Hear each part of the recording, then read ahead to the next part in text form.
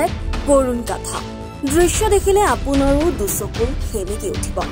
মাতৃপুত্ৰই বসবাস কৰিছে গোহালি সদৃশ এটি পোচাক। যদি কেতিয়াবা বৰষুণে তিতাইছে, কেতিয়াবা আকৌ ৰ'দে দহিছে। এই দৃশ্য কমলপুৰ সমষ্টিৰ শিঙাৰপাৰাৰ বৃদ্ধা আইতাগৰাকীৰ নাম দীপালী ৰাজবংশী। কোনো ধৰণৰ চৰকাৰী আঁচনিয়ে ঢুকি নোপোৱা এটা পৰিয়াল। এসাঁজ খাই আন এসাঁজলৈ চিন্তা কৰিব লগা হয় পৰিয়ালটোৱে। ৰোগীয়া পুত্ৰৰ সৈতে এইদৰে জীৱন যাপন কৰিছে। চৰকাৰ তথা বিভাগীয় কৰ্তৃপক্ষলৈ কাতৰ অনুৰোধ জনাইছে তেওঁলোকক জীয়াই থাকিবলৈ এখন সপোনৰ ঘৰ সাজি দিবলৈ। এখন ঘৰ বিচাৰি পঞ্চায়তত প্ৰতিনিধিৰ ওচৰলৈ যায় যদিও কোনো ধৰণৰ সঁহাৰি নাপায় বুলি সংবাদ মাধ্যমৰ আগত মন্তব্য কৰে আইতাগৰাকীয়ে। দীপালী মোৰ বুঢ়াটো মৰি গেল, ঘৰ ঘৰ কৰি মোক এতিয়া কোনো দেউতা নাই দেখি মই এনেকৈ ঘৰটো পাম বুলি কৈছোঁ। যদি নাপাওঁ মই তিমুকেই দি মোক এনেকৈও কৈছোঁ, হে বাপাহাত মোক সকালো মূৰত দেখি চাওঁ আৰু মই আকৌ নাজানো, আকৌ কথা ক'বাও নাজানি পেলাইও মই কৈছোঁ এখানি কথা। আৰু যি কৰা কৰ আৰু বাচ্চাহাত মই আৰু কি বুলি ক'ম আৰু মোৰ মনটো দুখ কৰিহে থাকোঁ।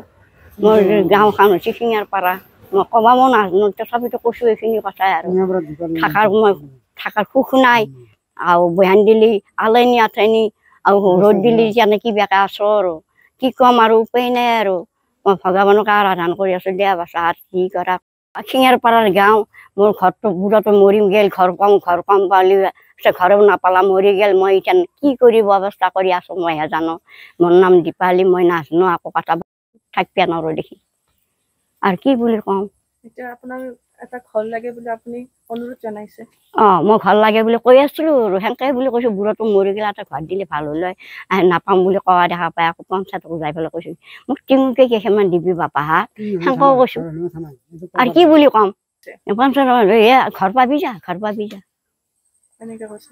আৰু নাই আৰু কি বেছি খাইছে, এই কল চল বেচিছি, এই কিবা অলপমান বেচি পেলাই সেনেকৈ খাই আছে। সেনেকৈ কওঁ লগত যাওঁ মানুহ, মই আকৌ নাজানো কি বুলি ক'ম। বাচ্চাৰে দেখা গিলানো কৈছে, চলি গিলানে দেখা পাই আছে। এই বাপাহঁতে দেখা পাইছে, মই মিছা কৈছোঁ। এই কাষত থকা এনেকৈ ক'ব পাৰে। বেমাৰ হ'লে মোক কোনো চাওঁতাই নাই, আটা বাঢ়ি মৰোঁ। এই আটা বাৰটা পিল আনি দিছিলে বাপাৰ আটিয়াকে 20 টকা আটাই দি, আজিও দিবই আছোঁ, পাহৰিছোঁ।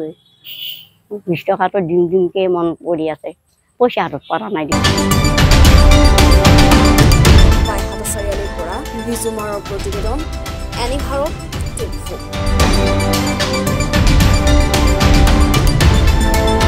নমস্কাৰ, মই অজয় ফুকন আৰু এইখিনিতে সমূহ এনি ভাৰত চেনেলটোৰ যিসকল কৰ্মকৰ্তা আছে সকলোৰে মোৰ ফালৰ পৰা শুভেচ্ছা জ্ঞাপন কৰিছোঁ। অসমৰ আচলতে সংবাদ জগতত নতুনকৈ আচলতে এটি আত্মপ্ৰকাশ ঘটিছে আমাৰ নিউজ চেনেল এনি ভাৰত। আৰু এনি ভাৰতৰ এটা খুব ধুনীয়া এটা অনুষ্ঠান হ'বলৈ গৈ আছে।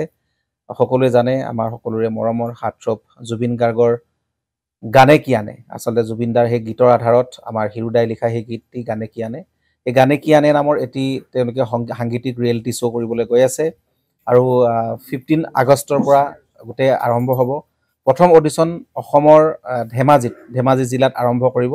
গতিকে সমূহ যিসকল প্ৰতিভা আছে, যিসকলে গান ভাল পায়, যিসকলে তেওঁলোকৰ নিজৰ প্ৰতিভা আচলতে দেখুৱাব বিচাৰে, এই ৰিয়েলিটি শ্ব'ত গানে কি আনে এই প্ৰতিযোগিতাত অংশগ্ৰহণ কৰক। আৰু খুব ধুনীয়া আপোনালোকে সুবৰ্ণ সুযোগ লাভ কৰিব।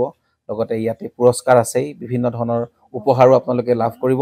আৰু লগতে এগৰাকী প্ৰতিষ্ঠিত আচলতে এগৰাকী শিল্পী হিচাপে অসমৰ সাংস্কৃতিক জগত আপোনালোক প্ৰতিষ্ঠা লাভ কৰিব। গতিকে গোটেই অনুষ্ঠানটোলৈ মোৰ ফালৰ পৰা শুভকামনা থাকিল। আৰু লগতে এই অনুষ্ঠানটোত আপোনালোকে অংশগ্ৰহণ কৰিব, আমিও আছোঁ আৰু সকলোকে আমি লগ পাম। ধন্যবাদ।